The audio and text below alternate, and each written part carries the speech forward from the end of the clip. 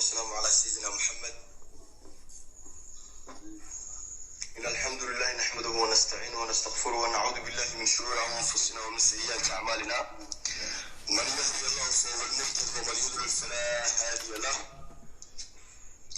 يا أيها الذين آمنوا اتقوا الله حق تقاته ولا تموتن إلا وأنتم مسلمون. يا أيها الناس اتقوا ربكم الذي خلقكم من نفس واحدة وخلق منها زوجها وبث منهما رجالا كثيرا والنساء واتقوا الله الذي تساءلون به والأرحام إن الله كان. أما بعد فإن أصدق الحديث كتاب الله وأحسن الخير خير محمد صلى الله عليه وسلم وشر الأمور محدثاتها وكل محدثة بدعة وكل بدعة ضلالة وكل ضلالة في النار. إخوتي في العقيدة waxaan halkan aan maragayga aanu ka furaynaa wixii ilaahay noo joojiyey maadaama fitnadan baraha bulshada dhex socota ay qof muslim oo walaala ay dhaleecin iyo ceebeen ay ku tahay ama aan la ikiri karin maanta waqtiga la joogo inaan yahay anigu qaadigii mehiriyey ee u joogay Safi Yunis Jamac iyo Cabdi Ciise Faarax May 2020 May 2020 sanadii hore waxaa oo jimcaha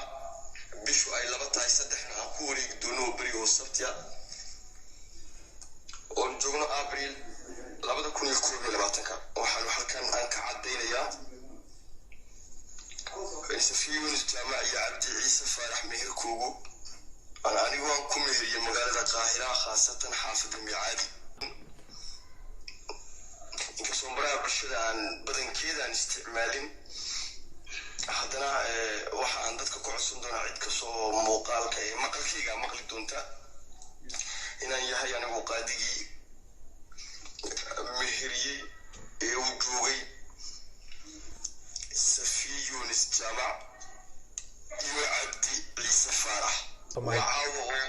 jimcaha bishu ay 23 aan ku wareegi doono bariga Sabtiya oo joogno Abriil 2020 waxaan halkan aan ka cadeynayaa Safi Yunis Jamac iyo Cabdi Ciise Faarax meher koogu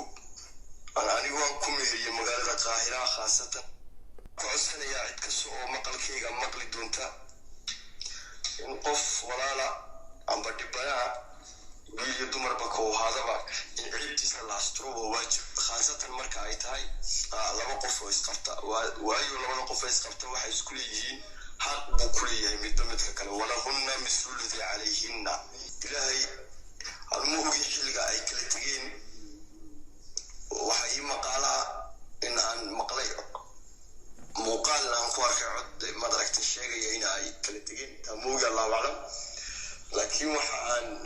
yahay qaadigii meheriyay May 2020